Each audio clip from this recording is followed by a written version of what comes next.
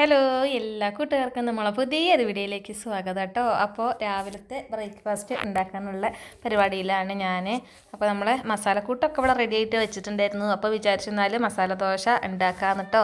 എല്ലാ ദിവസവും നമ്മളെ ദോശ, സാമ്പാർ, ദോശ, ചട്ടണി അല്ലെങ്കിൽ ചപ്പാത്തി, പുട്ടൊക്കെ അല്ല. അപ്പം ഇന്നൊരു വെറൈറ്റി ആയിക്കോട്ടെ എന്ന് വിചാരിച്ച് തലേ ദിവസം ഉഴുന്നൊക്കെ ഇട്ടിട്ട് നല്ല രീതിയിൽ തന്നെ മാവൊക്കെ ഇവിടെ അരച്ച് വെച്ചിട്ടുണ്ടായിരുന്നു കേട്ടോ.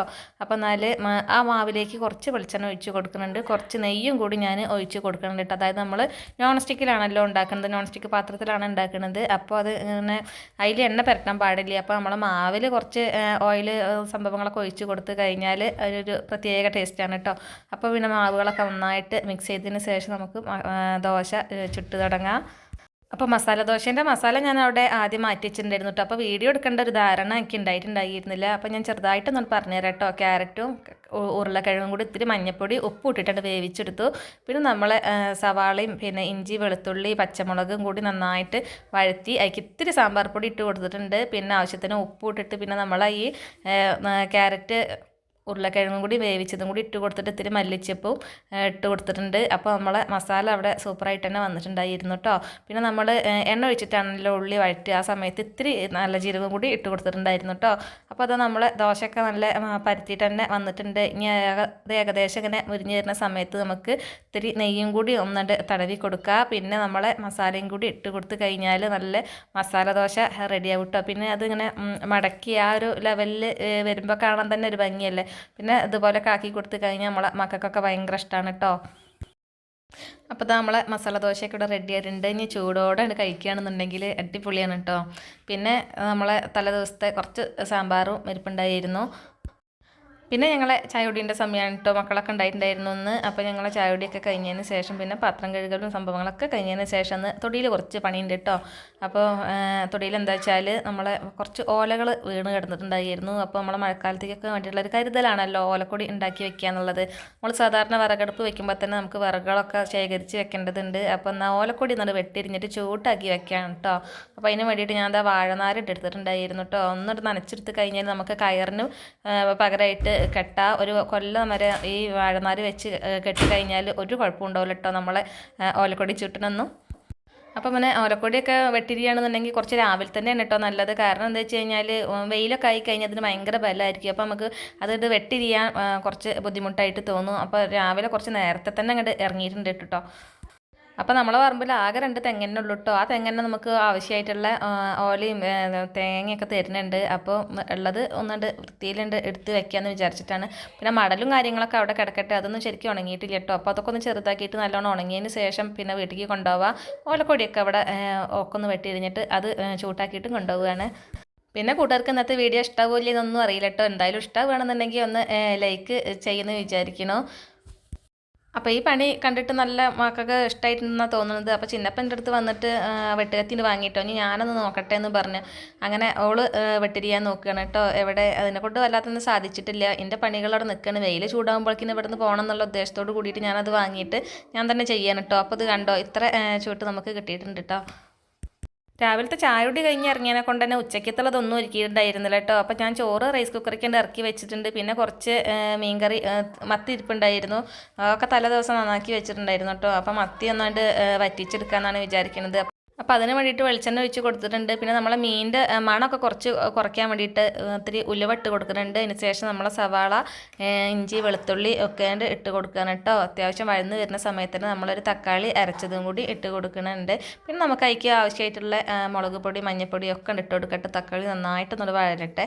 ആ സമയത്ത് നമ്മളെ മസാലപ്പൊടികളൊക്കെ ഇട്ട് കൊടുക്കുകയാണ്. പിന്നെ നമ്മളെ പുളി പിഴിഞ്ഞതും കൂടി ഒഴിച്ച് കൊടുക്കുകയാണ് കേട്ടോ. സാധാരണ ഞാൻ കുടംപുളിയാണ് ഇട്ട് കൊടുക്കൽ. എന്നിപ്പോൾ എന്തോ വാളംപുളി ചേർക്കാൻ ഒരു പൂതി, അങ്ങനെ വാളംപുളി കൂടി ചേർത്തതിന് ശേഷം ഉപ്പും കൂടി ഇട്ട് കൊടുക്കുന്നുണ്ട്. കറി നന്നായിട്ട് തിളച്ച് വരുന്ന സമയത്ത് നമ്മളെ നല്ല അടിപൊളിയായിട്ടുള്ള മത്തി ഇട്ട് കൊടുക്കാൻ കേട്ടോ. മത്തി ഗംഭീരമായിരുന്നു. 2 മത്തി ഞാൻ മുറിച്ചതാണിത് ഇങ്ങനെ.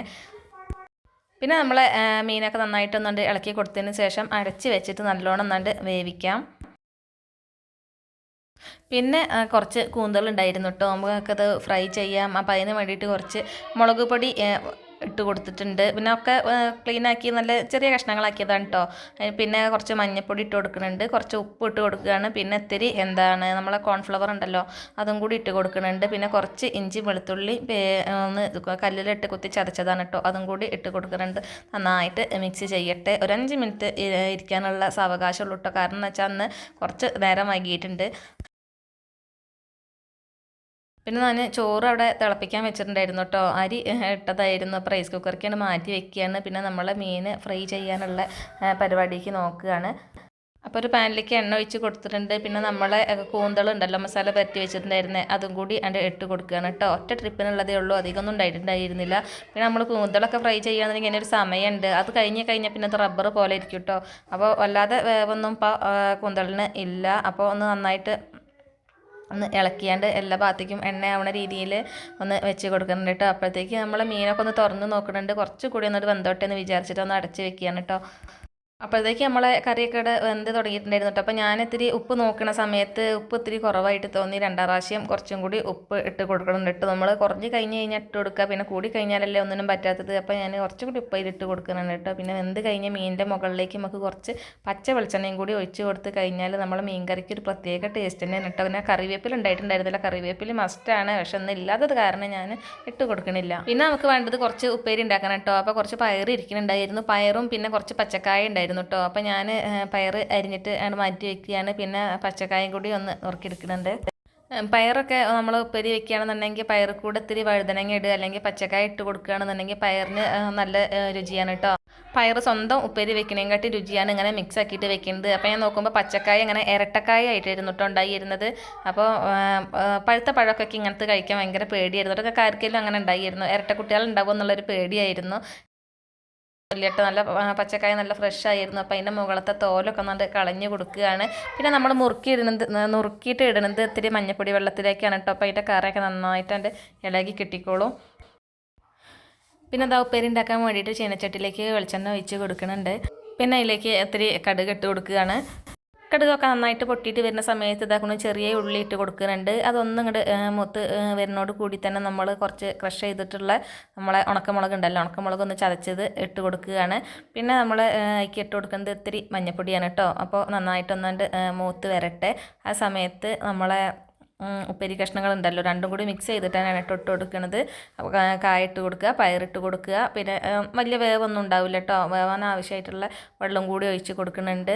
പിന്നെ നമ്മളെ ഉപ്പും കൂടി ഇട്ടിട്ട് നന്നായിട്ട് ഇളക്കി കൊടുത്തു കഴിഞ്ഞാൽ നമ്മളെ നല്ല ഉപ്പേരി ഇവിടെ റെഡി ആയിട്ട് വരും കേട്ടോ. ഇതൊക്കെ എല്ലാ കൂട്ടുകാർക്കും അറിയണത് തന്നെയാവും, പക്ഷേ ഞാൻ ഉണ്ടാക്കുന്നത് നിങ്ങൾക്ക് കാട്ടിത്തരിക എന്ന് മാത്രം കേട്ടോ. അപ്പോൾ നമ്മൾ ഉപ്പേരിയൊക്കെ നല്ലോണം ഇളക്കി യോജിപ്പിച്ചതിന് ശേഷം ഞങ്ങൾ അടച്ച് വെച്ചിട്ട് വേവിക്കാം. ആ വേവണ സമയം കൊണ്ട് അപ്പോഴേക്കും നമ്മളെ കൂന്തൾ മീൻ ഇവിടെ ഉണ്ടായിരുന്നു കേട്ടോ. അതൊക്കെ ഒന്നാണ്ട് വറുത്ത് കോരുകയാണ് കേട്ടോ ഇനി ചെയ്യണത്. അപ്പം രുചികരമായ കൂന്തൾ ഫ്രൈ ഇവിടെ റെഡി ആയിരിക്കുന്നു. അപ്പോൾ ഇതൊക്കെ മാറ്റി വെക്കട്ടെ കേട്ടോ. അപ്പോൾ ഇനി ഉപ്പേരിയൊക്കെ ഉണ്ടായിട്ട് ശേഷം അടുക്കള വിടാമെന്ന് വിചാരിച്ച് നിൽക്കുമ്പോഴാണ് നമ്മളെ കബോർഡ് കണ്ടത് കേട്ടോ. അപ്പോൾ ഇവിടെ ആകെ കുപ്പികളൊക്കെ ആകെ ഒരു വൃത്തിയില്ലാത്ത രീതിയിലാണ് നിൽക്കുന്നത്. ഒന്നൊരു ഓർഡറിലല്ലായിരുന്നു. അപ്പോൾ ഞാൻ വിചാരിച്ചെന്നാൽ പിന്നെ ഉപ്പേരിയൊക്കെ അവിടെ ആവണ സമയം കൊണ്ട് നമുക്ക് ഈ കുപ്പിയും കാര്യങ്ങളൊക്കെ ഒന്നുണ്ട് ക്ലീൻ ആക്കി വെക്കാമെന്ന് വിചാരിച്ചു. അപ്പോൾ ഓർഡർ എന്ന് പറഞ്ഞു കഴിഞ്ഞാൽ ഒരുപോലത്തുള്ള കുപ്പികളൊക്കെ ഉണ്ട്, അതൊക്കെ പല വൈക്കാണ് കിടക്കുന്നത് എന്ന് മാത്രം. അപ്പോൾ ഞാൻ എന്താ രീതി വെച്ചാൽ ഏതോട് മാറ്റിയാണ് പിന്നെ തട്ടുകളൊക്കെ ഒന്നാണ്ട് തുടച്ചും കൂടി എടുക്കുകയാണ് കേട്ടോ. പിന്നെ ഒരേപോലെയുള്ള കുപ്പികളൊക്കെ ഒരേ ലെവലിൽ തന്നെ അങ്ങോട്ട് വെക്കുകയാണ്. ഇതിനൊന്നും അധികം നേരമൊന്നും വേണ്ട കേട്ടോ. കുറഞ്ഞ സമയം കൊണ്ട് ഒരു 10-20 മിനിറ്റൊക്കെ മതി. വലിയൊരു വൃത്തിയോടൊന്നും ഉണ്ടായിരുന്നില്ല കുപ്പിയുമ്മിലൊന്നും. എന്നാലും ഞാൻ ജസ്റ്റ് ഒന്ന് തുടച്ചിട്ട് തന്നെയാണ് കേട്ടോ വെക്കുന്നത്. അപ്പോൾ അത് നീറ്റായി കിടക്കുന്നത് കാണാൻ നല്ലൊരു ഭംഗിയാണല്ലോ അല്ലേ. അപ്പോൾ അതൊക്കെ അവിടെ കഴിഞ്ഞിട്ടുണ്ട്. പിന്നെ അപ്പോഴേക്കും നമ്മളെ ഉപ്പേരി ഇവിടെ വെന്ത് ഉണ്ടായിരുന്നു. അപ്പം ഇന്നത്തെ വീഡിയോ കൂട്ടുകാർക്ക് ഇഷ്ടമായിട്ടുണ്ട് എന്ന് തന്നെ വിചാരിക്കുന്നുണ്ട്. പിന്നെ ഒന്ന് ഇഷ്ടമാവുകയാണെന്നുണ്ടെങ്കിൽ ഒന്ന് ലൈക്ക് ചെയ്യുക, സബ്സ്ക്രൈബ് ചെയ്യുക. എന്നാൽ മറ്റൊരു ദിവസം മറ്റൊരു വീഡിയോ ആയിട്ട് വരുന്നത് വരെ ബായ്.